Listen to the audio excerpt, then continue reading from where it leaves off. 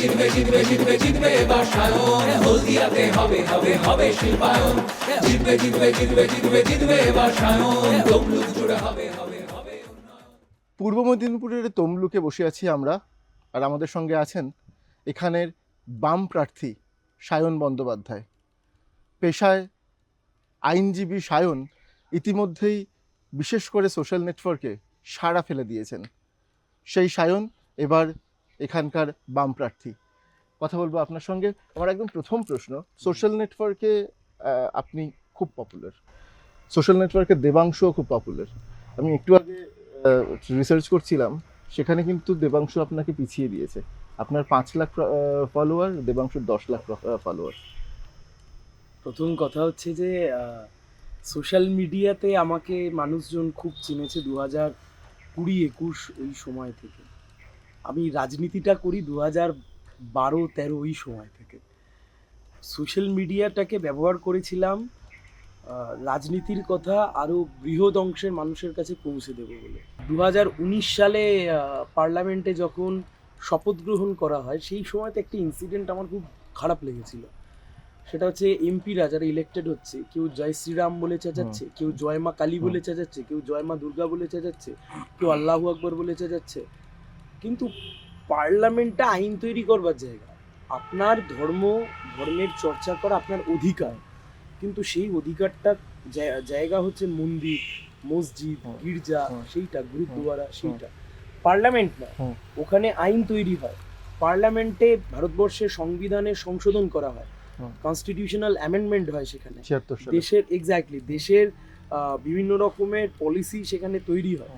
আসলে দুঃখের হলেও সত্যি, আমাদের মতো একটা ইম্যাচিওর্ড ডেমোক্রেটিক কান্ট্রিতে পার্লামেন্টেরিয়ানদের কাজ কি সেটাই আর্ধেক ইলেকটোরেটরা ভালো করে। সায়ন, আপনি যেই কথাগুলো বলছেন সেগুলো খুব ইন্টারেস্টিং এবং ইম্পর্টেন্ট কথা অবশ্যই, কিন্তু যেই সময়ে আমরা দাঁড়িয়ে আছি, যেই ভারতে আমরা বসবাস করছি, সেই ভারতটা তো একটা পোলারাইজড ভারত। সেখানে তো ভোট হচ্ছে ধর্মের ভিত্তিতে, এবং যেই কেন্দ্রে আপনি বসে আছেন, যেই রাজ্যে আপনি বসে আছেন, সেটাও পোলারাইজড। আমি গোটা পশ্চিমবঙ্গ ঘুরে বেড়াচ্ছি, আমি তো দেখতে পাচ্ছি যে সেখানে হিন্দু ভোট, মুসলমান ভোট কাউন্ট করা হচ্ছে। সেই জায়গায় আপনি লড়তে নেমেছেন, তো সেইখানে আপনি এর বাইরে এই ন্যারেটিভের বাইরে বেরোবেন কি করে? ন্যারেটিভের বাইরে বেরোনোর একটাই সহজ উপায় আছে, তা হচ্ছে মানুষের যে জ্বলন্ত ইস্যুগুলো রয়েছে, তার মধ্যে আমি অ্যাড্রেস করেছি সবচাইতে বড় ইস্যু বেকারত্ব, আনএমপ্লয়মেন্ট। আমাদের বয়সী ছেলেমেয়েরা পড়াশোনা শিখে চুপচাপ বসে রয়েছে, একটা কাজ নেই। আমাদের রাজ্যে নতুন কোনো শিল্প কলকারখানা নেই, সরকারি চাকরিগুলো দুর্নীতিতে ভরে গেছে। দেশের সরকার প্রমিস করেছিল বছরে 2 কোটি চাকরি হবে, 10 বছরে 20 কোটি চাকরি হওয়ার কথা। আমাদের রাজ্যের সরকার বলেছিল বছরে ডবল চাকরি হবে। কোথায় ডবল চাকরি? আপনি যখনই এইটাকে অ্যাড্রেস করবেন, আপনি যখনই মূল্যবৃদ্ধিকে অ্যাড্রেস করবেন, একদম কোর ইস্যু, আলুর দাম 30 টাকা, চন্দ্রমুখী 32-34, অনেকে শুনে হাসতে পারেন, কিন্তু এটা ফ্যাক্ট, এটা মানুষ রিলেট করতে পারে। পেট্রোল, ডিজেল, রান্নার গ্যাস, ওষুধের দাম, দুধের দাম, এগুলো মানুষ প্রতিনিয়ত রিলেট করছেন, কানেক্ট করছেন। আমি যখন এগুলো অ্যাড্রেস করছি, মানুষ তখন এইগুলোর সাথে কানেক্ট হচ্ছে। এবং তার সাথে অবশ্যই আমাকে এটা বলতে হচ্ছে যে ধর্ম আপনার অধিকার। ভারতবর্ষের সংবিধান আর্টিকেল 25 আপনাকে অধিকার দিয়েছে যে আপনি আপনার ধর্মাচরণ করবেন, সেখানে আপনাকে কেউ আটকাতে পারে না। কিন্তু ধর্মের নামে কেউ যদি ভোট চাইতে আসে, তাহলে বুঝবেন সেখানে একটা ধর্মের এবং রাজনীতির নিজেদের বোঝাপড়া লুকিয়ে রয়েছে। দেখুন, আমি একটা সহজ অঙ্ক বুঝি, divide and politics, communal politics, এই পলিটিক্স যদি at the end of the day তারাই যদি ডমিনেট করতো, তাহলে আজকেও আমরা ব্রিটিশ ইন্ডিয়াতে বসে থাকতাম, আজকেও আমি আর আপনি কোনো হয়তো ব্রিটিশ সাহেবের বাড়িতে দাস হিসেবে খাটতাম। তা তো নেই, দিনের শেষে তো দেশ স্বাধীন হয়েছে। এই যে কমিউনাল পলিটিক্স, এই যে হিন্দু মুসলিম বাইনারি পলিটিক্স, এ তো যাদের হাত ধরে শুরু হয়েছিল তারা তো ব্রিটিশ। আলাদা ভোটিং প্রসিডিওর তৈরি করো, মাইনরিটিরা আলাদা ভোট দেবে, তাদের জন্য আলাদা ইলেকটোরেট তৈরি হবে, সর্বোপরি দেশভাগ। এক্স্যাক্টলি। আমি আপনাকে বলছি যে স্বাধীন ভারতবর্ষ, সে স্বাধীনতার অনেক বড় ইতিহাস রয়েছে, কিন্তু দিনের শেষে যদি হিন্দু মুসলিম করেই শুধুমাত্র মানুষকে ডিভাইড করে রেখে দেওয়া যেত, তাহলে তো দেশ স্বাধীনই হতো না। শায়ন, আপনি খুব গুরুত্বপূর্ণ এই প্রসঙ্গটা আনলেন, এবং সেই জন্য আমার আরেকটি ইতিহাস মনে পড়ে গেল। সেটা হচ্ছে যে 2025 আগামী বছর এটা দুটো রাজনৈতিক সংগঠনের 100 বছর। একদিকে আরএসএস, আরেকদিকে ভারতীয় কমিউনিস্ট পার্টি।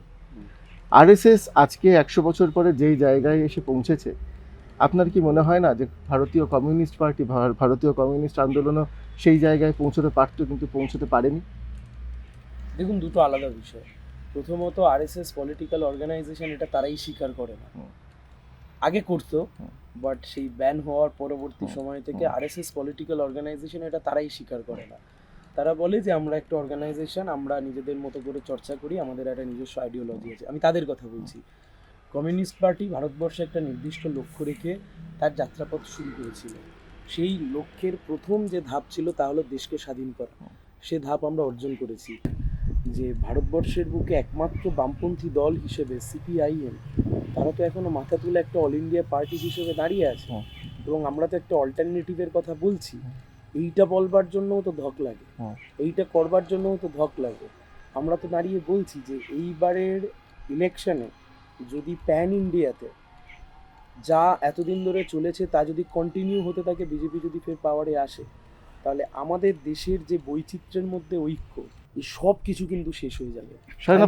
আমি জাস্ট একটা শেষ করছি। অ্যান্ড ইউ নেভার নো, যে বিল আনতে চেয়েছে ওরা, সেই বিল যদি আলটিমেটলি মানে ক্ষমতায় আসবার পরে পাশ করায়, আজকের দিনে যত ডিজিটাল মিডিয়া যারা মার্কেট ডমিনেট করছে, যারা কর্পোরেট মিডিয়াকে একটা খোলাখুলি চ্যালেঞ্জ করতে পারছে, তারা সেটাও করতে পারবে না। সায়ন, আপনি লোকসভা নির্বাচনে কন্টেস্ট করছেন এবং আপনি এতক্ষণ ধরে যে কথাগুলো বলছেন সেটা একদম টার্গেট করছেন আপনি বিজেপিকে, কিন্তু আপনি যেই রাজ্যে লড়ছেন সেখানে বাইনারিটা কিন্তু বিজেপি একদিকে, আরেকদিকে তৃণমূল। সেই জায়গায় দাঁড়িয়ে আপনি একটা বিকল্প শক্তি হিসেবে লড়াই করছেন। আপনার কাছে কে বড় শত্রু, তৃণমূল না বিজেপি, এই লোকসভা কনস্টিটিউয়েন্সিতে, ওভারঅল পশ্চিমবঙ্গে এবং এই লোকসভা? দেখুন, ওভারঅল ওয়েস্ট বেঙ্গলে আমরা যে কথা বলেছি, বিজেপিকে হারাতে হবে, এবং বিজেপির দোসর যারা কলমে তুমি সমর্থন করছো তাকেও হারাতে হবে, বা ভাইস ভার্সা। তৃণমূলকেও হারতে হবে, এবং তৃণমূলকে যে বা যারা ক্ষমতায় থাকতে সাহায্য করছে তাদেরকেও হারতে হবে। আমি সহজ অঙ্কে আপনাদেরকে বুঝিয়ে দিতে পারি। আজ অব্দি তৃণমূল নামক দলটার ক্ষমতায় থাকার কথা নয়, শুধুমাত্র খুব সূক্ষ্ম রাজনীতি করলো আরএসএস। কি রাজনীতি? যে লেফটকে তুমি সংখ্যায় কমিয়ে দাও, তুমি লেফটকে কমাও, তাতে হয়তো বিজেপি ক্ষমতায় আসবে না, কিন্তু তাদের তৃণমূলটা থাকুক।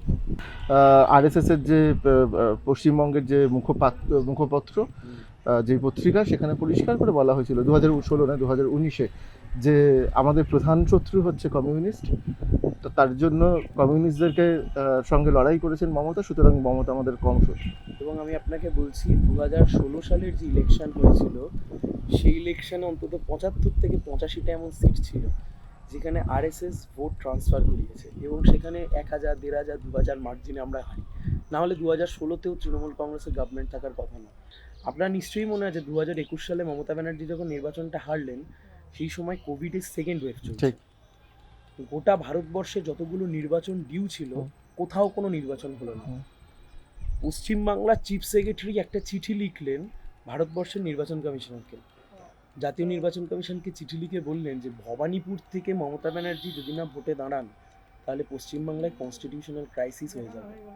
সেই চিঠি পেয়ে তৎক্ষণাৎ জাতীয় নির্বাচন কমিশন হঠাৎ করে একটা নির্বাচন ঘোষণা করে দিল শুধুমাত্র ভবানীপুরের জন্য।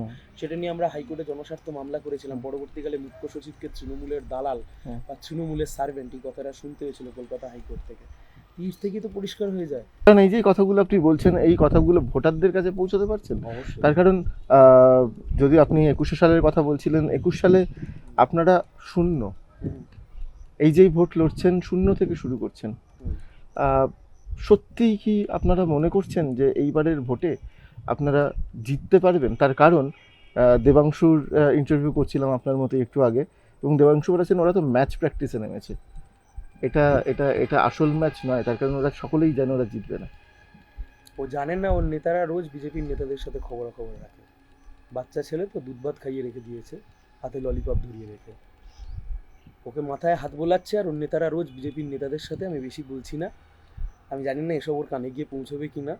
এমনিতে দেখে চূড়ান্ত পলিটিক্যাল ইম্যাচিওর একটা ছেলে মনে হয়েছে, চূড়ান্ত। চূড়ান্ত পলিটিক্যাল ইম্যাচিওর, এবং সেটা আমি এখন বলবো না, সেটা ইলেকশন পেরিয়ে গেলে বলবো যে আমি কী কী নোটিস করেছি। যাতে ও নিজের পায়ে নিজে কুড়ুল মেরেছে, নিজের পায়ে নিজে কুড়ুল মেরে কী কী সর্বনাশটা নিজের করেছে, যাক সেটা ওর ব্যাপার। কিন্তু তৃণমূল এখানে যাকে অবজারভার করে পাঠিয়েছে ইলেকশনে, এই তমলুক লোকসভা কেন্দ্রে, তার নাম রাজীব ব্যানার্জি, যিনি 2020 সালে তৃণমূল ছেড়ে বিজেপিতে যোগদান করেছিলেন, 2021 সালে বিজেপির বিধানসভার ক্যান্ডিডেট হয়েছিলেন, 1.5 বছর আগে বিজেপি ছেড়ে তৃণমূলে এসেছে, আজকেও যার বিজেপির সাথে যোগাযোগ আছে, সেই লোকটাকে পাঠিয়েছে ওর ভোট করবার জন্য। আমি আপনাকে দায়িত্বের সাথে বলছি, এই কেন্দ্রে তৃণমূল কংগ্রেস বিক্রি হয়ে গেছে। এই যে আপনি আমায় জিজ্ঞেস করছিলেন না যে এই কেন্দ্রে মূল লড়াই কার সাথে, এই কেন্দ্রে আমার লড়াই শুভেন্দু অধিকারীর সাথে। মানে জাস্টিস গাঙ্গুলিকে আপনি ধরছেনই না? দেখুন, আমি কাউকে ছোট বড় করছি না, আমি তাকে নিয়ে কিছু কথাও বলতে চাই না, আমি খালি এটুকুই বলতে পারি নিজেকে কন্ট্রোল করে নিয়ে শুভেন্দু অধিকারীর ওপর ভর করেই নির্বাচনটা উনি লড়ছেন, সেটা ওনার বিষয়। আমার লড়াই করতে হচ্ছে Suvendu Adhikari and his entire machinery.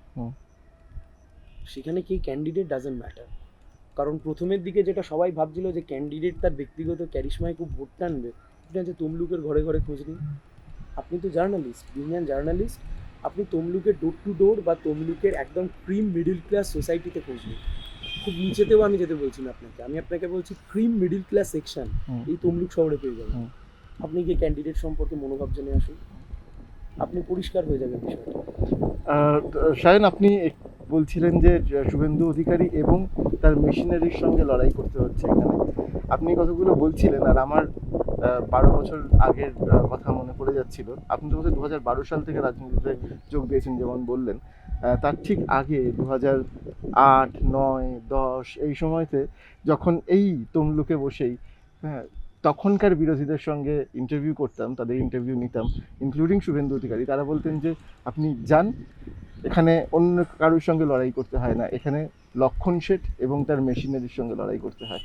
এটা কি আসলে ইতিহাস ফিরে আসে, পুনরাবৃত্তি?